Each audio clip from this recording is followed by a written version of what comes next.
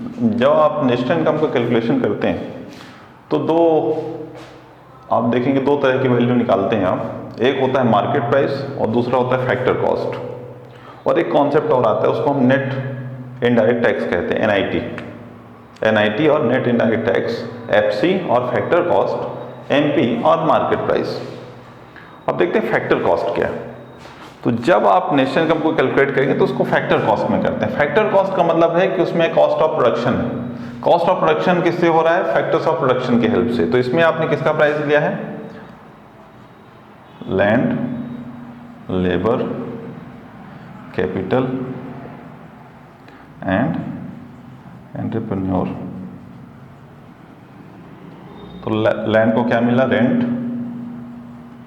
Labour को wages and salaries, capital को interest और एंटरप्रेन्योर को मिला प्रॉफिट। तो ये चार चीजें आप इंक्लूड करते हैं फैक्टर कॉस्ट में: rent, wages and salaries, interest and profit. क्योंकि ये जो कॉस्ट है ये होता है फैक्टर्स ऑफ प्रोडक्शन का कॉस्ट, कि आपको कोई प्रोडक्ट या सर्विस प्रोड्यूस करने में ये कॉस्ट लगते हैं। तो ये कॉस्ट जो होते हैं इनको हम इंक्लूड करते हैं, तो ये बनता है हमारा फैक्टर कॉस्ट।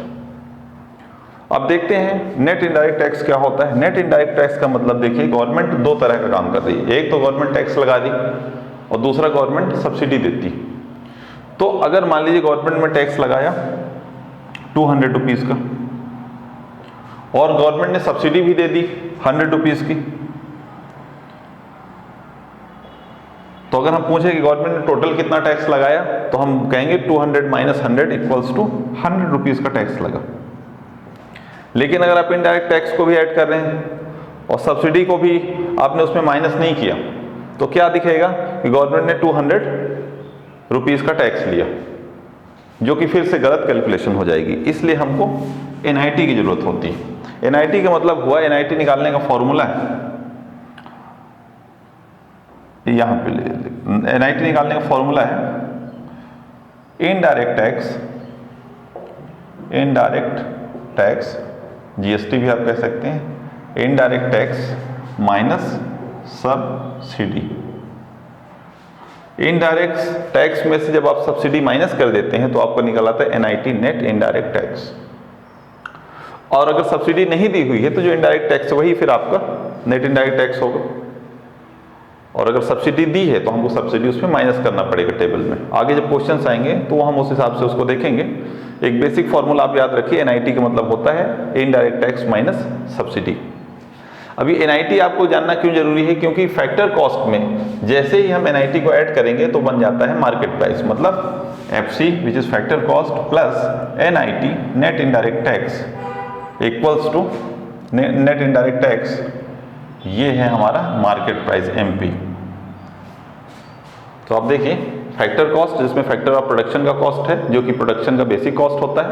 उसके बाद आप देखिए एनआईटी आप निकालते हैं कि गवर्नमेंट ने कितना टैक्स लगाया जब आप कोई चीज़ सेल करते हैं। क्योंकि मार्केट प्राइस क्या है कि जिसमें आप एक्चुअली प्रोडक्ट को सेल कर रहे हैं, सर्विस को सेल कर रहे हैं, तो उसमें टैक्स भी लगता है। तो उसमें हम एनआईटी निकालते हैं, इनडायरेक्ट टैक्स में से सब्सिडी माइनस करते हैं एनआईटी, और हमारा जो फैक्टर कॉस्ट है उसमें एनआईटी को ऐड कर देते हैं, तो हमारा मार्केट प्राइस निकलता है।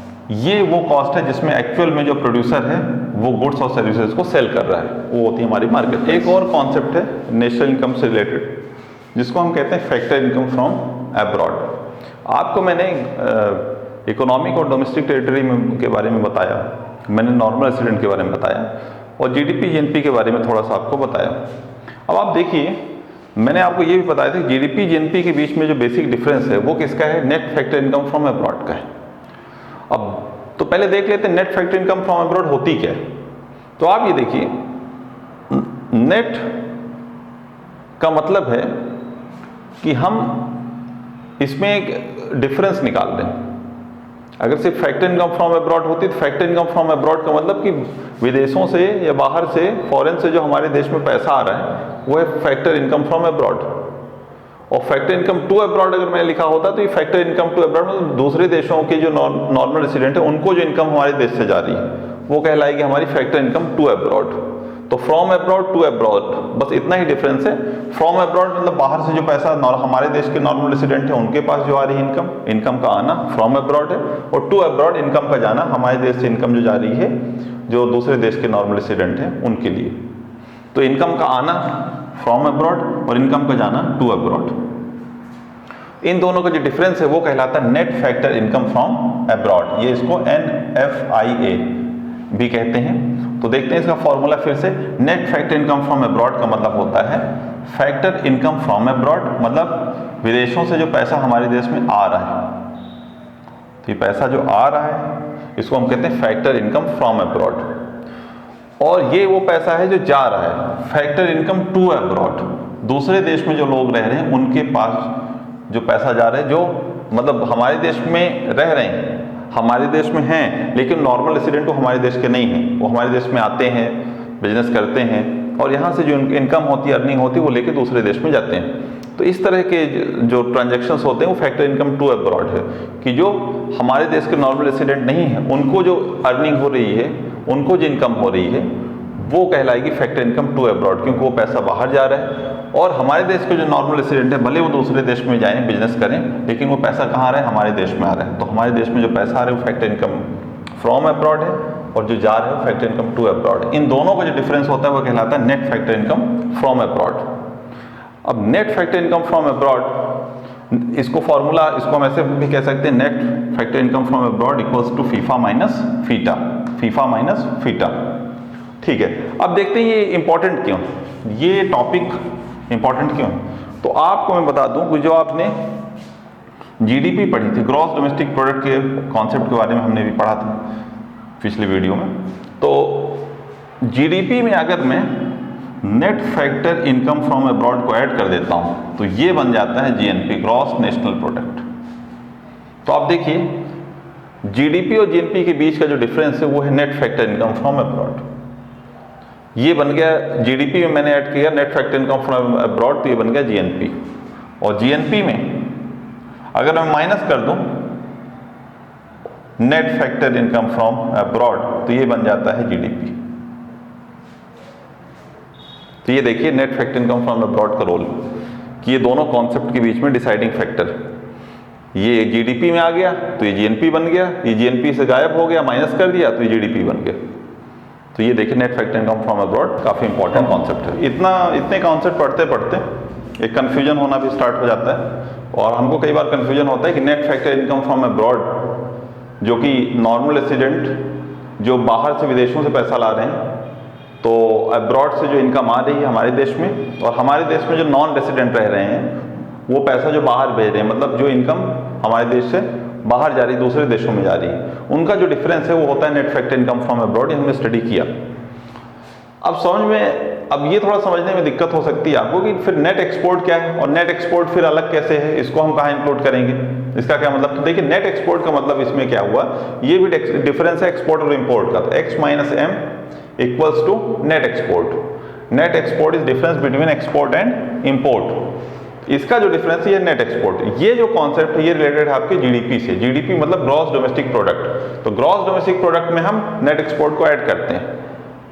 तो नेट एक्सपोर्ट जो है ये सब्जेक्ट मैटर हुआ हमारी जीडीपी का, whereas net factor income from abroad this is subject matter of GNP, gross national product, जिसमें हम जो हमारे देश से इनकम अब्रॉड जा रही वो और जो इनकम दूसरे देशों से आ रही वो, इन दोनों के बीच का रिलेशन हम देखते हैं। इसको कैलकुलेट कैसे करते हैं, इसको हम कैलकुलेट करते हैं कि पहले हम देखते हैं कि जो इनकम बाहर से आ रही है उसको लेते हैं। हो सकता है कि ₹100 करोड़ फॉरेन से आ रहा है, इनकम फ्रॉम अब्रॉड है, this is factor income from abroad.